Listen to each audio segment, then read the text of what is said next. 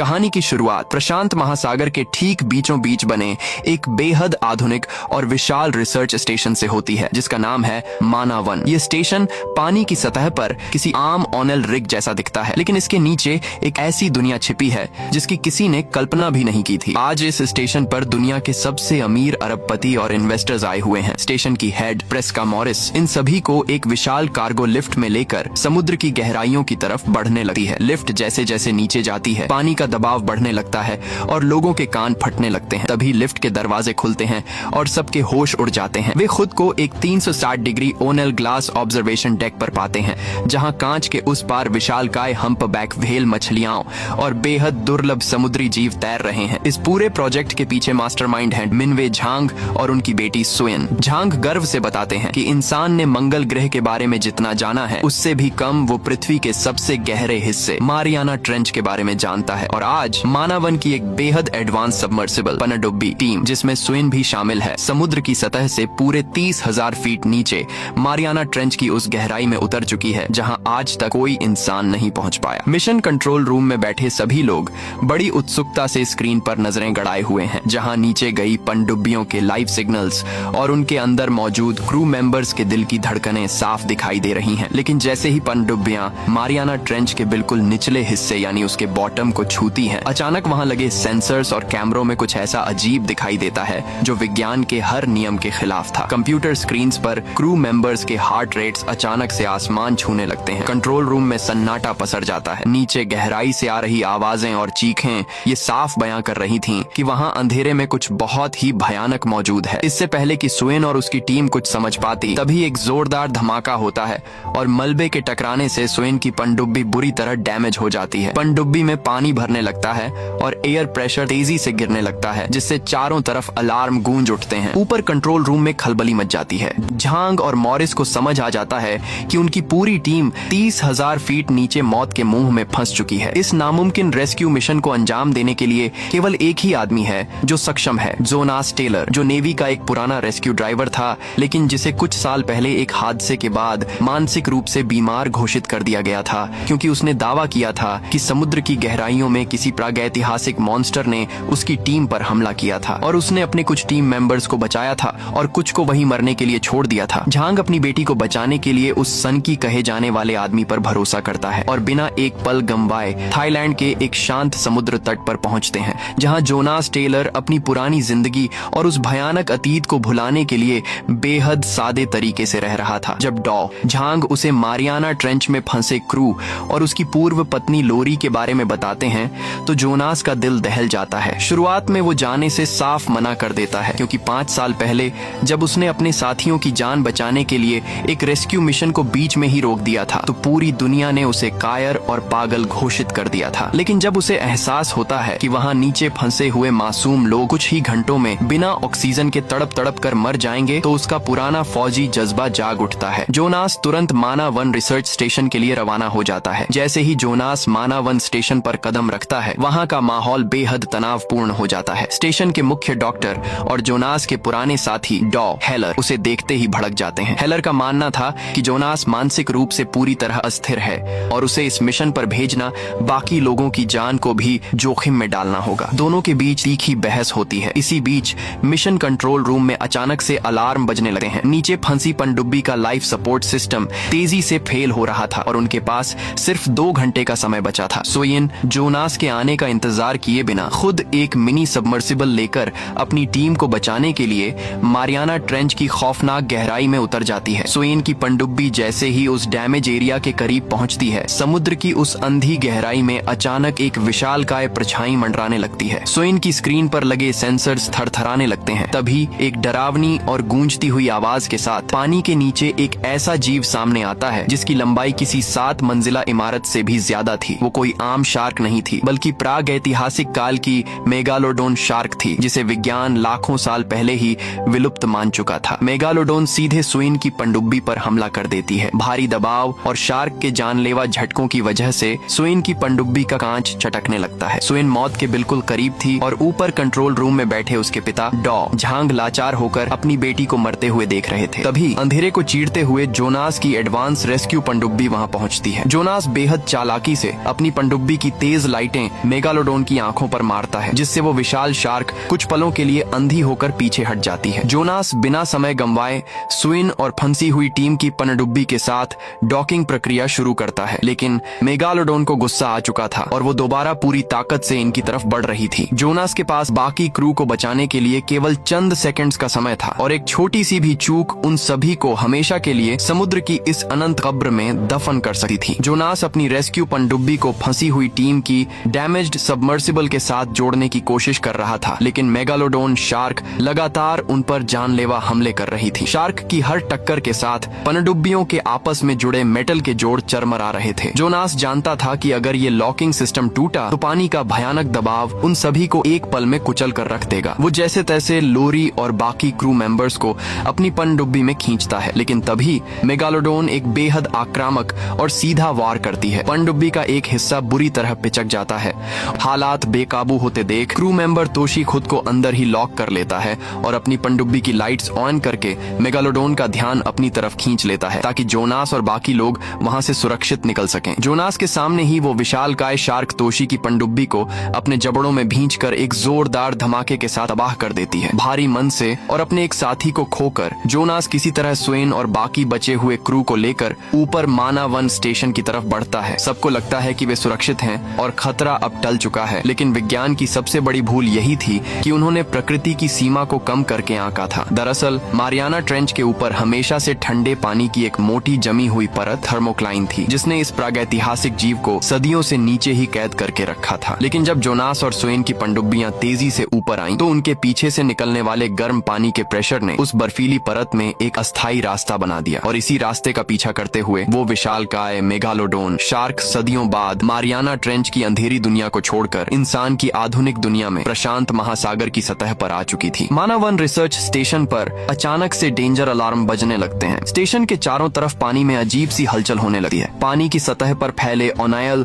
और monitor screens को देखकर सुयन और जोनास के चेहरे का रंग उड़ जाता है। वो दानव अब उनके ठीक नीचे माना वन स्टेशन के चारों तरफ मंडरा रहा था। तभी स्टेशन के सुपर मजबूत अंडर वाटर ग्लास डेक की तरफ सुयन की छोटी बेटी मेइंग बढ़ती है। वो मजे से वहाँ खेल रही थी कि अचानक कांच के उस पार अंधेरे पानी से दो जलती हुई विशाल आंखें और सैकड़ों नुकीले दांतों से भरा एक खौफनाक जबड़ा सीधे कांच की तरफ बढ़ता है। मेगालोडोन कांच पर एक जोरदार प्रहार करती है, जिससे उस बेहद मजबूत ग्लास डेक पर बड़ी बड़ी दरारें आ जाती हैं। कांच पर हुए उस जोरदार प्रहार से पूरा माना वन स्टेशन थर्रा उठता है। मेइंग डर के मारे चीखते हुए पीछे गिरती है। जोनास और स्वेन बिना एक पल गंवाए ऑब्जर्वेशन डेक की तरफ दौड़ते हैं और मेइंग को अपनी बाहों में समेट लेते हैं। कांच पर आई दरारें साफ गवाही दे रही थीं कि अगर इस दानव ने दोबारा हमला किया तो यह आलीशान स्टेशन पानी के अंदर ही सबकी कब्र बन जाएगा। डॉक्टर झांग और स्टेशन का क्रू हैरान और परेशान था। करोड़ों साल पहले विलुप्त हो चुका यह जीव आज उनकी आंखों के सामने कैसे जिंदा खड़ा था। जोनास सबको शांत करते हुए कहता है कि अब बहस करने का समय नहीं है, क्योंकि यह शार्क अब भूखी है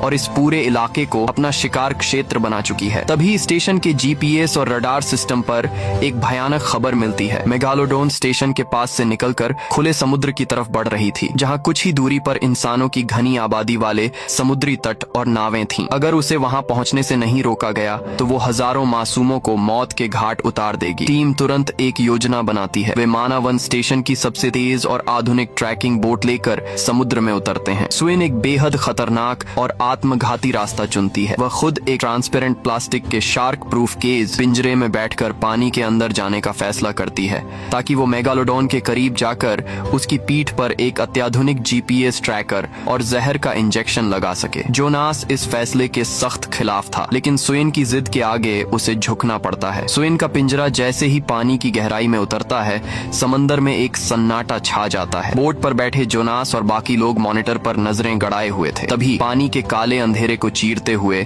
वो विशालकाय मेगालोडोन स्वेन के पिंजरे की तरफ बढ़ती है। उसकी बनावट इतनी विशाल थी कि स्वेन का पिंजरा उसके सामने एक छोटे से खिलौने जैसा लग रहा था। स्वेन का दिल तेजी से धड़कने लगा है। वह कांपते हाथों से जहर की गन तैयार करती है। पानी के अंदर का नजारा किसी डरावने सपने जैसा था। वो विशालकाय मेगालोडोन शार्क स्वेन के शार्क प्रूफ पिंजरे को अपने विशाल जबड़ों में जकड़ लेती है। शार्क की ताकत इतनी भयानक थी कि वो मजबूत प्लास्टिक और मेटल से बने उस पिंजरे को किसी सूखी लकड़ी की तरह मरोड़ने लगती है। स्वेन का दम घुटने लगता है, क्योंकि पिंजरे का ऑक्सीजन पाइप डैमेज हो जाता है। लेकिन मौत को इतने इतने करीब देखकर भी स्वेन अपनी हिम्मत नहीं हारती। वो कांपते हुए हाथों से अपनी पॉइजन गन उठाती है और सही मौका देखकर सीधे मेगालोडोन की आंख के पास उस घातक जहर का इंजेक्शन दाग देती है। जहर का असर होते ही मेगालोडोन दर्द से छटपटाने लगती है। वो अपनी विशाल पूंछ से पिंजरे पर एक आखिरी जोरदार प्रहार करती है, जिससे पिंजरे को बोट से जोड़ने वाली मजबूत लोहे की चेन टूट जाती है। स्वेन का पिंजरा अब सीधे समंदर के काले अंधेरे में नीचे गिरने लगता है। ऊपर बोट पर मौजूद जोनास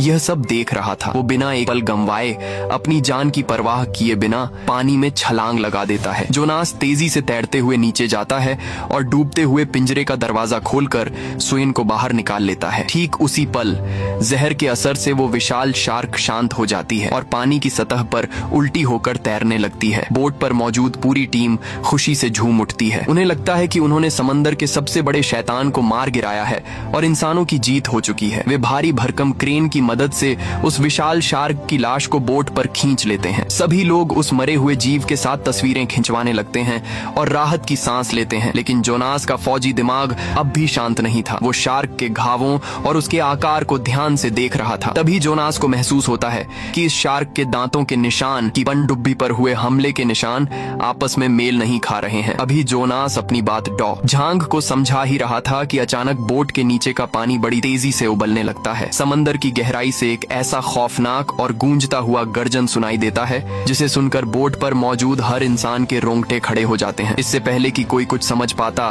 पानी को चीरते हुए एक और मेगालोडोन शार्क बाहर निकलती है, जो पहले वाली शार्क से आकार में दोगुनी बड़ी और कहीं ज्यादा आक्रामक थी। वो सीधे बोट पर हमला करती है और मरे हुए शार्क को एक झटके में अपने जबड़ों में दबाकर पानी के नीचे खींच लेती है। इस भयानक झटके से पूरी बोट हवा में उछल जाती है और पलट जाती है। टीम के कई सदस्य सीधे पानी में जा गिरते हैं, जहां वो भूखा दानव उनके नीचे मंडरा रहा था। पानी में गिरे लोग अपनी जान बचाने के लिए चीखते चिल्लाते हुए यहाँ वहाँ तैरने लगते हैं। चारों तरफ बिखरा हुआ खून और बोट का मलबा तैर रहा था। स्टेशन का सबसे अमीर इन्वेस्टर प्रेस्का मॉरिस अपनी जान बचाने के लिए पानी में तैरती हुई एक लाइफ बोट की तरफ भागता है, लेकिन तभी उसके ठीक नीचे से वो दानव अपना विशाल जबड़ा खोलता है। एक ही झटके में निगल जाता है। समंदर का पानी पूरी तरह लाल हो चुका था। इस अचानक हुए हमले में झांग भी गंभीर रूप से घायल हो जाते हैं। जोनास और स्वेन किसी तरह उन्हें पानी से निकालकर अपनी दूसरी बोट पर ले आते हैं। झांग के शरीर से बहुत खून बह रहा था और वो जानते थे कि उनका अंत समय करीब है। वह अपनी बेटी स्वेन का हाथ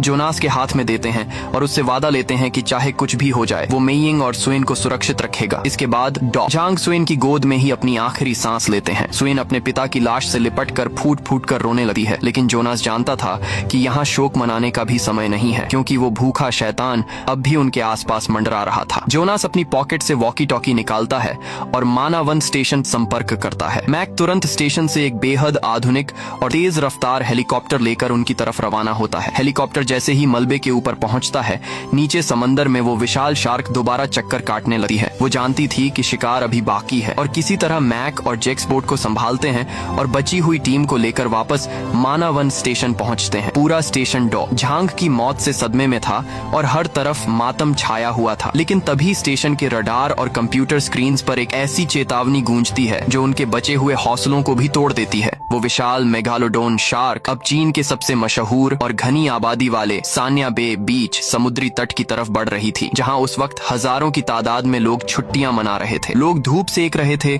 बच्चे पानी में खेल रहे थे और सैकड़ों नावें और तैरते हुए इन्फ्लेटेबल टॉयज पानी की सतह पर तैर रहे थे। किसी को भी इस बात का जरा सा भी अंदाजा नहीं था कि मौत उनके ठीक नीचे पैर पसार चुकी है। मानावन की बची हुई टीम जोनास, सुयन, मैक और जेक्स एक बेहद तेज रफ्तार वाली स्पीड बोट और 2 सबमर्सिबल लेकर सान्या बे की तरफ हवा से बातें करते हुए बढ़ रहे थे। जोनास जानता था कि अगर शार्क ने उस भीड़ पर हमला कर दिया तो इतिहास का सबसे बड़ा नरसंहार देखने को मिलेगा। जैसे ही मेगालोडोन सान्या बे के उथले पानी में कदम रखती है, उसकी विशाल पीठ का फिन पर पानी को चीरता हुआ बाहर दिखाई देने लगता है। तट पर मौजूद एक लाइफ गार्ड की नजर उस विशालकाय फिन पर पड़ती है और उसके होश उड़ जाते हैं। वह तुरंत डेंजर अलार्म बजाता है और चिल्लाने लगता है, पानी से बाहर निकलो शार्क। लेकिन तब तक बहुत देर हो चुकी थी। वो भूखा भूखा राक्षस इंसानों की भीड़ के बीच पहुंच चुका था। मेगालोडोन एक विशाल नाव के नीचे से गुजरती है और उसे खिलौने की तरह पलट देती है। चारों तरफ चीख पुकार मच जाती है। लोग पागलों की तरह सूखी जमीन की तरफ भागने लगते हैं, लेकिन पानी में फंसे लोगों के लिए वो दानव यमराज बन चुका था। वो एक एक करके लोगों को जिंदा निगलने लगती है। ठीक उसी वक्त जोनास और सुइन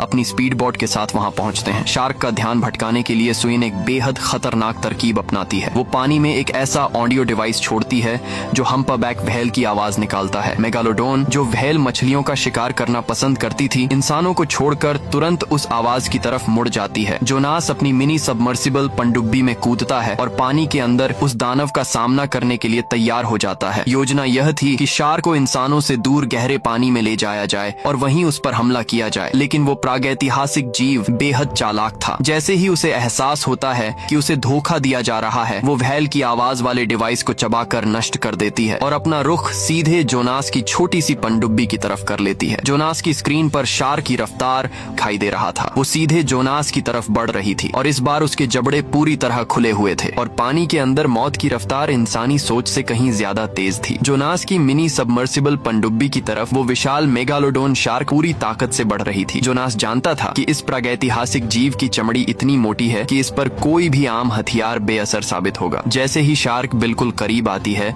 जोनास अपनी पनडुब्बी को बेहद फुर्ती से एक तरफ मोड़ लेता है। मेगालोडोन का खौफनाक जबड़ा जोनास की पनडुब्बी के पिछले हिस्से को छूता हुआ निकलता है, जिससे पनडुब्बी के मेटल के जोड़ चरमरा जाते हैं। अब खेल पूरी तरह से बदल चुका था। जोनास सिर्फ अपनी जान बचाने के लिए नहीं, बल्कि उस दानव को हमेशा खत्म करने के लिए समुद्र की इस गहराई में उतरा था। वह अपनी पनडुब्बी की रफ्तार बढ़ाता है और शार्क को पानी के नीचे बने ऊंचे ऊंचे कोरल रीफ्स, चट्टानों के बीच ले जाता है। इन तंग रास्तों में मेगालोडोन का विशाल शरीर उसकी सबसे बड़ी कमजोरी बन जाता है, जिससे उसका गुस्सा और ज्यादा बढ़ जाता है। ऊपर स्पीड बोट पर मौजूद सोइन और मैक को रडार पर एक नई मुसीबत दिखाई देती है। शार्क के हमलों की वजह से जोनास की पनडुब्बी का फ्यूल टैंक लीक होने लगा था। इसका मतलब था कि जोनास के पास अब बहुत ही कम समय बचा था। सोइन जोनास को तुरंत ऊपर आने के लिए कहती है, लेकिन जोनास मना कर देता है। वो जानता था कि अगर वो आज पीछे हटा तो यह शार्क कभी इंसानों का पीछा नहीं छोड़ेगी। तभी मेगालोडोन एक बेहद आक्रामक मोड़ लेती है और सीधे जोनास की पनडुब्बी के सामने आ जाती है। इस बार दोनों के बीच कोई दूरी नहीं थी। वो अपनी पनडुब्बी की पूरी ताकत झोंकते हुए सीधे शार्क के खुले हुए मुंह की तरफ बढ़ता है। पनडुब्बी का नुकीला ब्लेड मेगालोडोन की आंख को चीरता हुआ उसके सिर के आर पार हो जाता है। समंदर का पानी एक बार फिर खून से लाल हो जाता है, लेकिन यह लड़ाई अभी खत्म नहीं हुई थी। तड़पती हुई शार्क ने अपनी विशाल पूंछ से घातक प्रहार किया कि पनडुब्बी के परखच्चे उड़ गए और जोनास सीधे पानी के बीचों बीच बिना किसी सुरक्षा के आ गया। उसके पास अब कोई सुरक्षा कवच नहीं था। वो विशालकाय मेगालोडोन शार्क पागल हो चुकी थी। उसकी आंख से बहता हुआ खून समंदर के पानी में घुल रहा था, जिसने उसके भीतर के शिकारी को और भी ज्यादा हिंसक बना दिया था। वो अपने सैकड़ों नुकीले दांतों से भरे डरावने जबड़े को खोलकर सीधे जोनास की तरफ झपटी, लेकिन जोनास एक अनुभवी नेवी ड्राइवर था। उसने घबराने की बजाय अपने दिमाग का इस्तेमाल किया। जैसे ही शार्क उसे निगलने के लिए बिल्कुल करीब आई, जोनास ने अपनी स्पीयर गन उठाई और निशाना साधकर एक जहरीला पॉइजन डार्ट सीधे मेगालोडोन की दूसरी आंख के अंदर उतार दिया। जहरीला डार्ट लगते ही शार्क दर्द से तड़प उठी, लेकिन असली ट्विस्ट अभी आना बाकी था। मेगालोडोन के शरीर से इतना खून बह चुका था कि उस खून की गंध सूंघकर समुद्र की गहराई से सैकड़ों भूखी और खतरनाक आम शार्क वहां पहुंच गईं। उन छोटी शार्कों ने मिलकर और उसे जिंदा नोचना शुरू कर दिया। पानी के अंदर चल रही इस खूनी जंग की वजह से पानी पूरी तरह लाल हो चुका था। सुइन को समझ आ गया था कि जोनास अकेले उस खतरनाक माहौल में ज्यादा देर टिक नहीं पाएगा। वो बिना एक पल गंवाए पानी में कूद जाती है ताकि जोनास को उन शार्कों के बीच से सुरक्षित बाहर निकाल सके। पानी के अंदर सैकड़ों भूखी शार्क मिलकर उस विशालकाय मेगालोडोन को जिंदा नोच रही थीं। मेगालोडोन तड़पते हुए हमेशा के लिए समुद्र की गहराइयों में समा जाती है। तबाही मचाने वाला वो प्रागैतिहासिक दानव आखिरकार मारा जाता है, लेकिन जोनास अब भी उसी खूनी पानी के बीच खुला तैर रहा था जहां चारों तरफ शार्क मंडरा रही थीं। ठीक उसी पल सुइन अपनी सबमर्सिबल पनडुब्बी लेकर वहां पहुंचती है और बेहद फुर्ती से जोनास को सुरक्षित पानी से बाहर खींच लेती है। जोनास और सुइन किसी तरह तैरते हुए मैक की बोट पर वापस आ जाते हैं। तट पर मौजूद हजारों लोग जान बचाने के लिए भाग रहे थे। अब इस नजारे को देखकर राहत की सांस लेते हैं। जोनास और सुइन ने न सिर्फ अपनी जान बचाई थी, बल्कि पूरी इंसानियत को एक प्रागैतिहासिक प्रलय से सुरक्षित कर लिया था। फिल्म के आखिरी सीन में हम देखते हैं कि बोट पर जोनास, सुइन और छोटी बच्ची मेइयिंग एक साथ साथ बैठे हुए हैं। मेइंग उन दोनों को एक साथ देखकर मुस्कुराती है। जोनास और सुइन एक दूसरे का हाथ थामते हैं और उनके चेहरों पर एक थकी हुई लेकिन बेहद खूबसूरत और सुकून भरी मुस्कान आ जाती है। समंदर की लहरें अब पूरी तरह शांत थीं, मानो वो इंसानों के इस अदम्य साहस की कहानी को अपने भीतर समेटे हुए चुपचाप बह रही हों।